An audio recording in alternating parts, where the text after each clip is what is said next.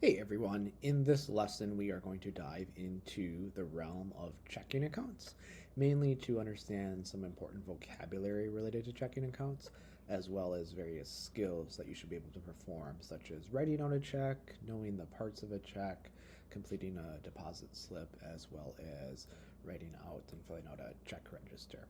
So we'll focus more on the vocabulary aspect of things and just highlight a few things that you should know about for terminology, and then we'll spend the rest of the time dealing with checking skills.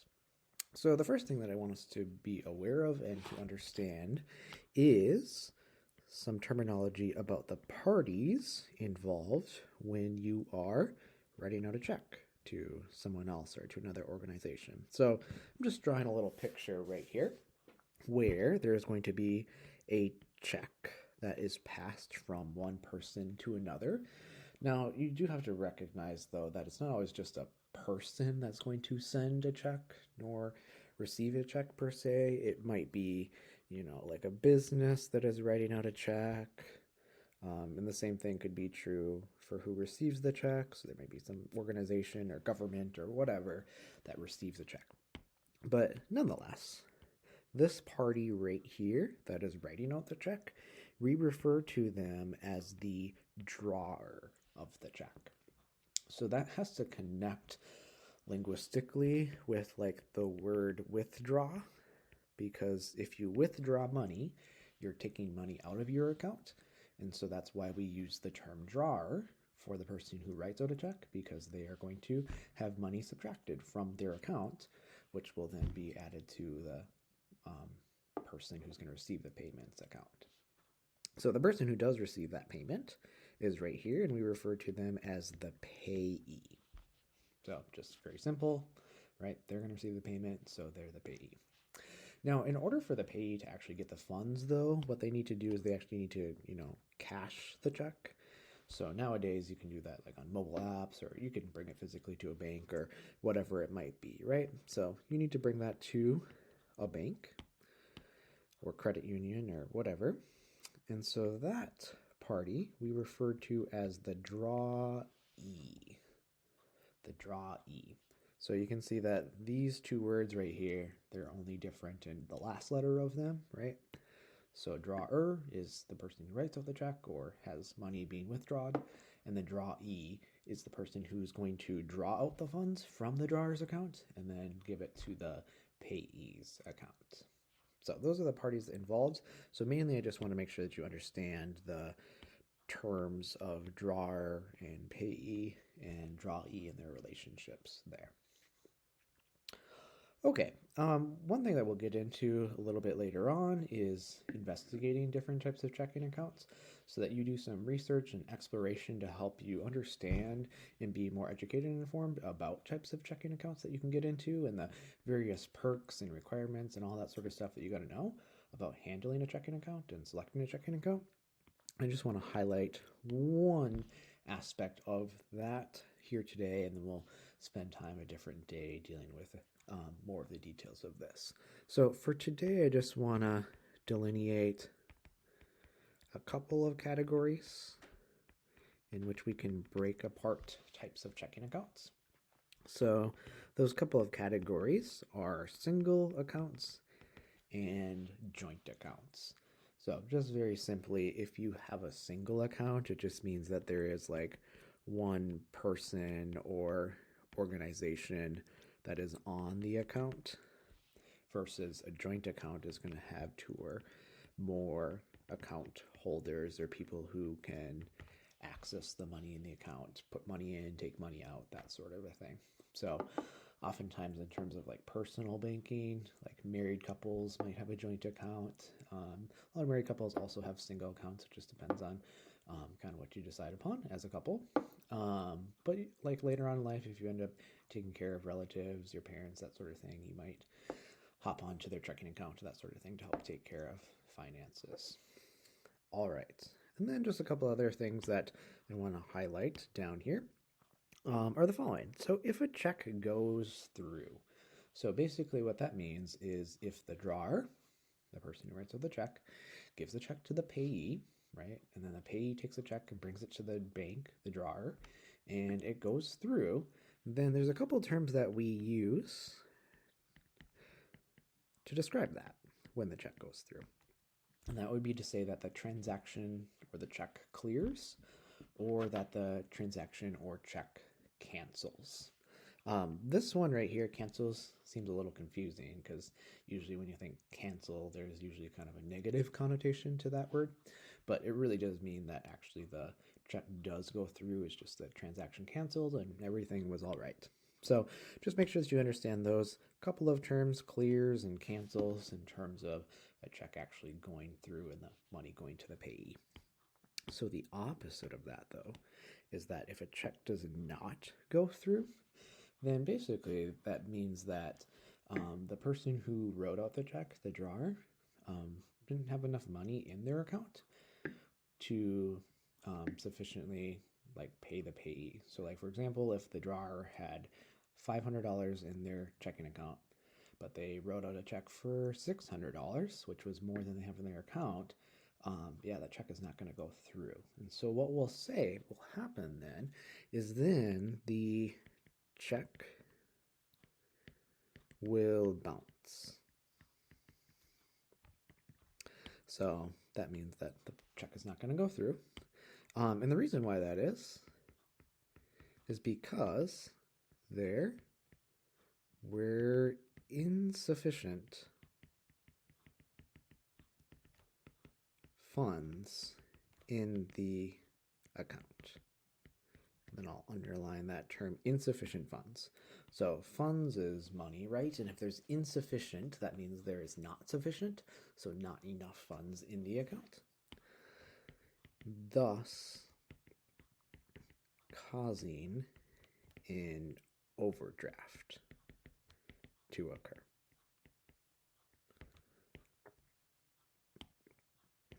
So an overdraft is just going to be where you are drawing over the amount that's in your account, right?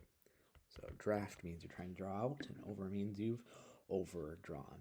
So oftentimes when that overdraft occurs, then the drawer is going to get charged a fee. Usually nowadays it's like $35 or something like that you're going to get charged as a consequence of trying to spend too much money, more than you have in your account. All right, for the rest of the time here, we're just going to look at various skills that you should be able to perform in regards to checking accounts. The first thing that we'll focus on here is that of a deposit slip. So you'll see right here is an example of the front side of what a deposit slip looks like. And then right down here, this is just the back side of what a deposit slip is going to look like. Ultimately, all a deposit slip is used for is it's just a form that you can fill out and submit to your bank when you are depositing a bunch of different sorts of things. So yeah, it's really just it's a form to list out currency and checks that you will deposit into your checking account or savings account or whatever at your bank. When I say the term currency, I should just note that that could mean coins or cash. So it could be, $5 bills, $20 bills, quarters, nickels, dimes, pennies, any sort of currency, right? All right, so I'm just going to walk you through how you would fill out a deposit slip, and this will kind of consider all of the different aspects and scenarios that could be involved with filling out a deposit slip. So what we're going to consider in this first bullet point right here is just a bunch of checks that we are going to deposit using the deposit slip. So I'll show you how we can write that out in a deposit slip. And then we'll also talk about how we could fill out a part of the deposit slip to be able to deposit various currency in the form of cash or coins. And then finally, we'll look at what we can do when you're going to get cash back, in that case, $100 cash back in the form of $10 bills, and how that's going to be enumerated on the deposit slip. So to begin, whenever you fill out a deposit slip, you always got to fill out the date. So you'll see right here, I'm just filling out a line for the date. So you would put, of course, the date that you are going to actually go to the bank and bring this deposit slip and all the checks and cash and stuff that you're going to deposit. So there's a date that I put right there. The line that's right below this, so this line right here, that line is where your signature would go, but your signature only goes there. So you sign only if you are going to get cash back on the deposit. So if you were only going to deposit money using your deposit slip, you would not need to put your signature on that line. The reason why that is there aren't any like security issues or anything with putting money into an account. So say if it accidentally went into the wrong account, like nobody's going to complain about, getting free money, right? But if you're going to get cash back, that's considered a withdrawal. And so people are going to complain if, money gets taken out of their account and it wasn't supposed to get taken out. So you have to sign your name to verify that it's actually you. And then, and then the money would be taken out of your account if you're going to get cash back. So in this case, this third bullet point right here does say that the person is going to get cash back, $100 cash back. So you need to put your signature right there. So I just wrote the word signature, but if your name was actually your name, then you'd have to sign using, your signature with your first name and last name. All right. So let's talk about all of these amounts. So the first bullet point right here in the red is just listing out a bunch of checks that you need to deposit. So those checks all get written kind of in this section on the front side of a deposit slip. So we skipped the first line. So this line right there, we'll come back for that in a little bit. So all that you would need to do is you just put the check number 4723 on the left-hand side there where there's a little spots, and then the amount of the check just goes right next door. So $50 check. And then you just kind of keep going. So here you've got check number 1130 in the amount of 108.50 that you're depositing, and then check number 2618 in the amount of 152.38. And then you also have this check. Now, most deposit slips probably are only going to have 3 lines on the front. So the good news is that if you flip over to the back side of your deposit slip, which is down here, you can write more checks and that sort of stuff out. So since there's this fourth check, you've got check number 4355, you list that check number there, and then the amount of the check, and the amount of the check in this case is 209.16. So that takes care of all of the checks that you would need to write out on the deposit slip that we're going to deposit in this scenario.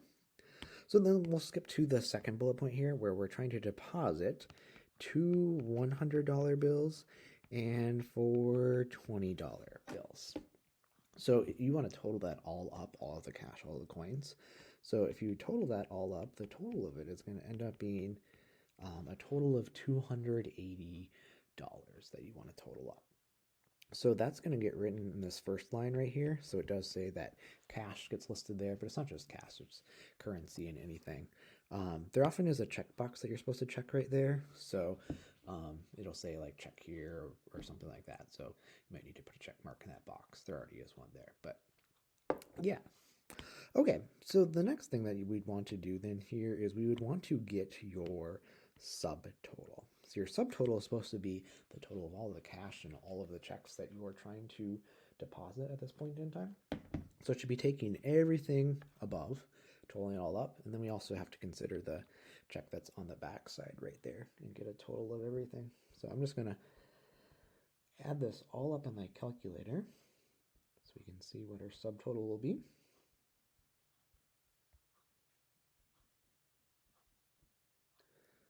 So it comes out to be $800.04 if I didn't type anything wrong for our subtotal. So that's how much total that we want to deposit into the checking account.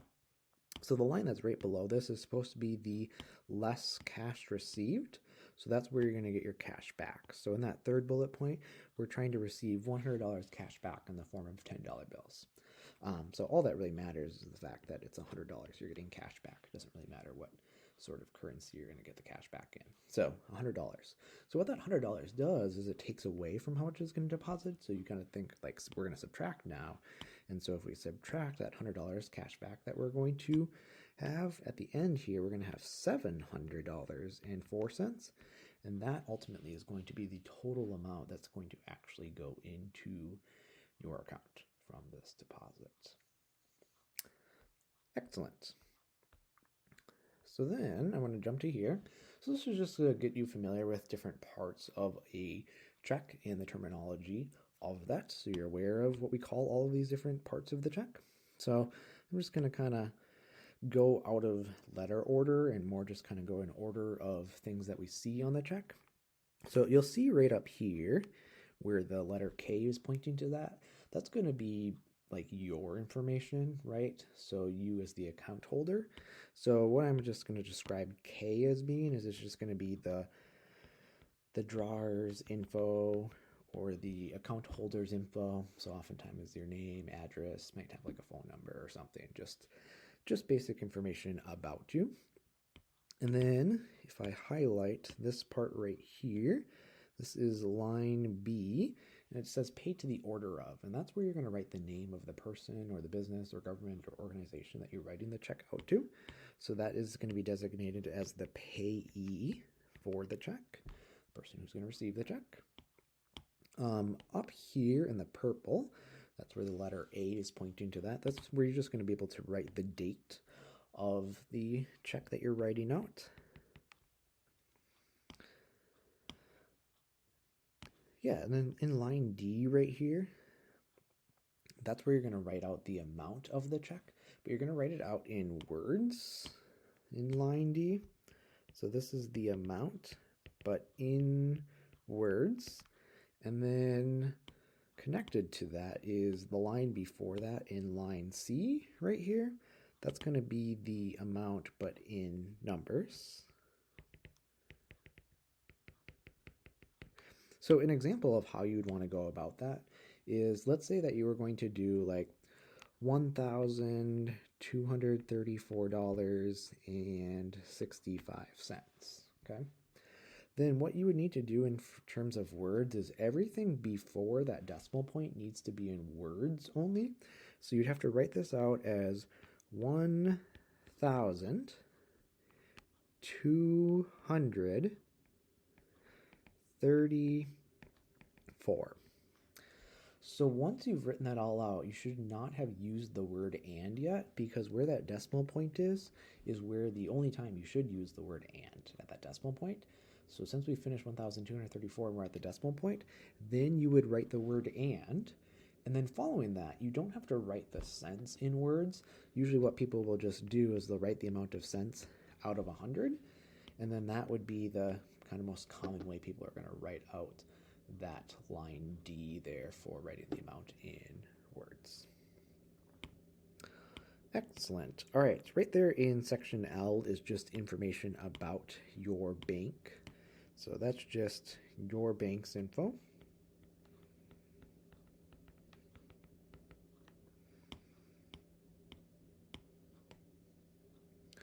And then down here in line F where it says the memo, that's just simply the memo line.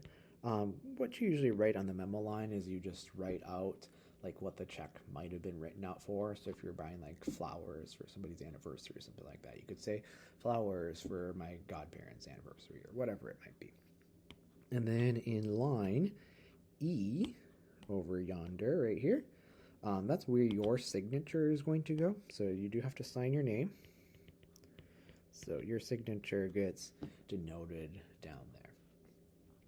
All right, so at the bottom of your check, there's going to be a series of 3 different like numbers going on right here. And so they're denoted with the letters G, H, and I. So the first of these right here, G, is going to specify your bank. So it's kind of like your bank's ID number. So every bank in the United States has their own unique ID number. So it just specifies your particular bank. The next set of numbers is going to specify your particular account number that your bank has assigned to your account to uniquely identify your account. And so realize, like, if you have multiple accounts at the same bank, like you have a checking account and another type of checking account and a savings account, like they're all going to have different types of numbers assigned to them. The last thing that you see right there is going to always be the number of the check from your checkbook. Now, there's actually more formal names that we give to these numbers, though. So the first of them, the one that identifies the bank, we call that the routing number for the check. So again, a routing number is a unique ID number for every individual bank in the United States. For H, that is just simply known as your account number for the account at your bank. And then I, that's just simply known as the check number. So you'll notice that the check number that you see right here of 203 is also always at the top of your check as well. You can see that right there is also the check number 203. So there's just one last thing that you'll see on the check, and that's what this letter J here is pointing to. So you've got like the 12-567891.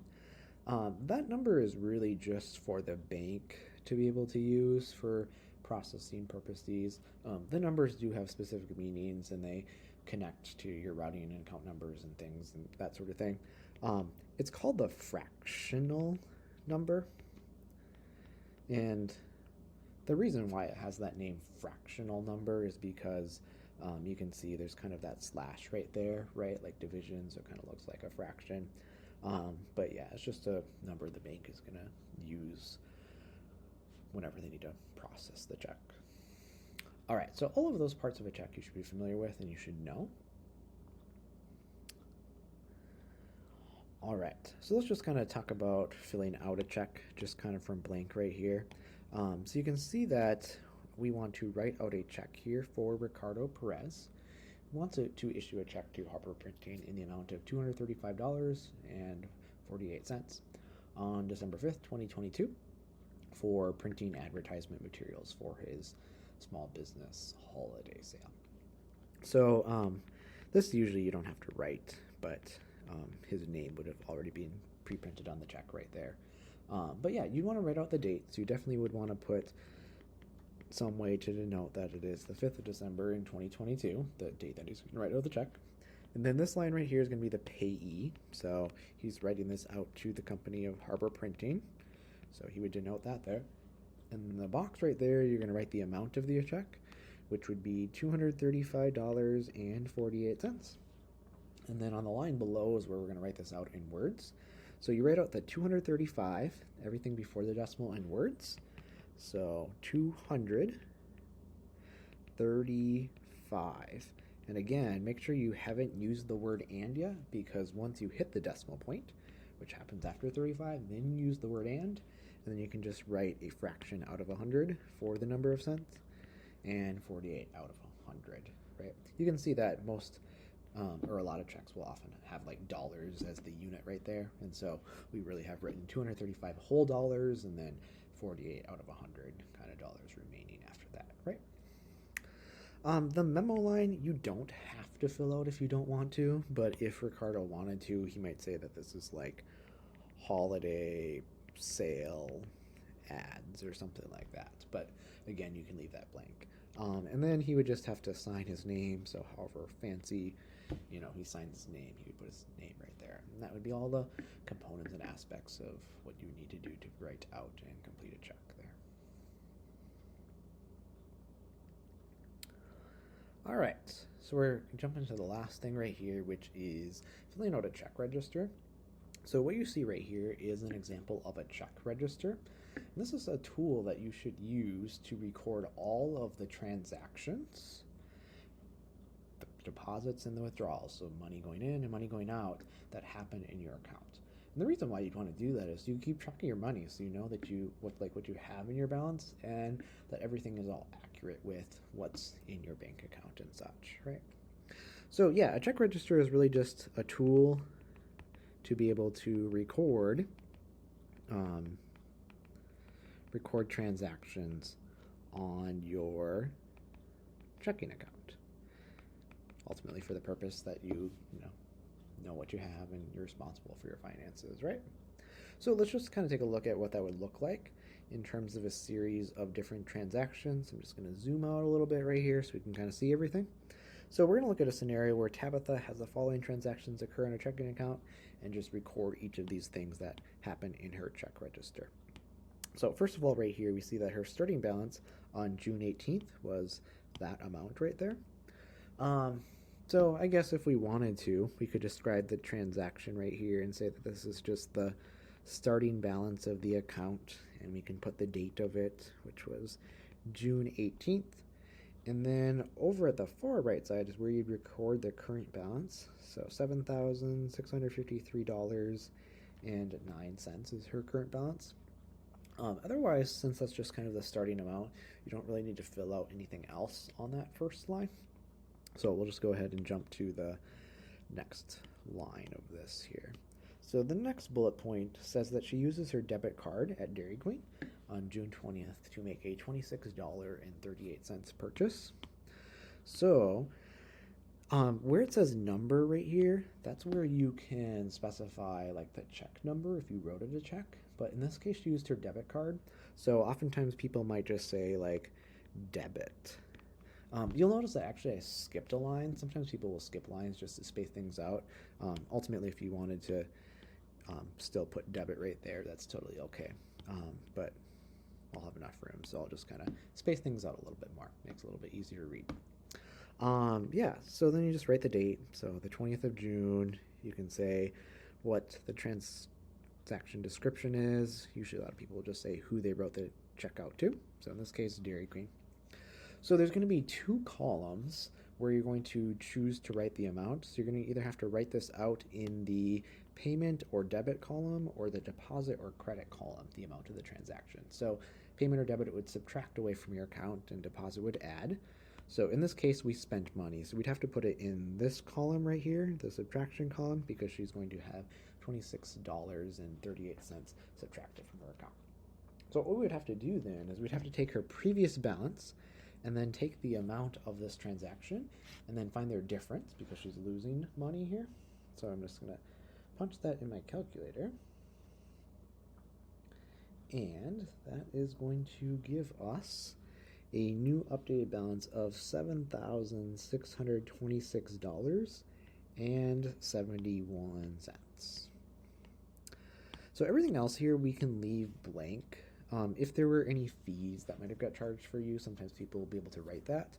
And then this column right here that has the check marks, we'll talk about at a different point in time what that column is for, because it's important for when we're actually balancing out our checking account with our bank statement.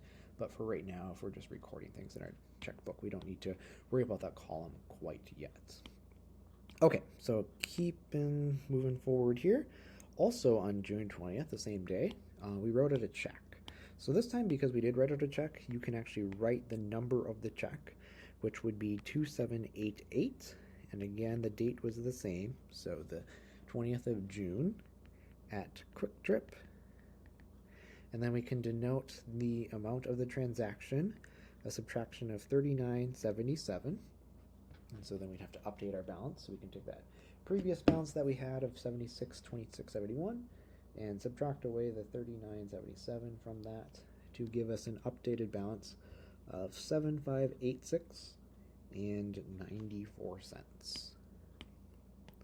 So then from there, we can see that you received a direct deposit in the amount of $1893.64 for her paycheck on June 30th. Direct deposit just means money that goes directly into your account electronically. Oftentimes comes from paychecks, from jobs, and other different sources. So for this one right here, a lot of people will just like write DD, just to abbreviate direct deposit, or sometimes people might write like ACH. That stands for the Automated Clearinghouse, which is a network in which direct deposits oftentimes get processed through. Whatever you want to use is fine. Ultimately, this whole check register is really just for your purposes, to keep track of your money. Nobody else is really going to look at this other than you. So it's just a tool to be helpful for you. All right. So June 30th, and then you could say like, this is your paycheck or something like that. This is an addition to your account because you're getting paid. So you'd have to put this in the deposit column, the amount of it, which would be $1893.64. So now when you update your balance, you're going to have to add $1893.64 to what you had before. And so when we add that, you're now at $9,480.58 total there. And then on the second to last line right here, on July 3rd, she used her debit card to withdraw 80 from an ATM and was also charged a fee of 120. So oftentimes people will just say like ATM, right? And this was on July 3rd, so the 7th month, 3rd day. And you could just say that this was, ATM or withdrawal or whatever you want to use. Because this is a subtraction, we want to put it in this column, put $80. Sometimes people will write like 8120 if you want to include the fee with that, but there is a separate column where you can put the fee ultimately right there.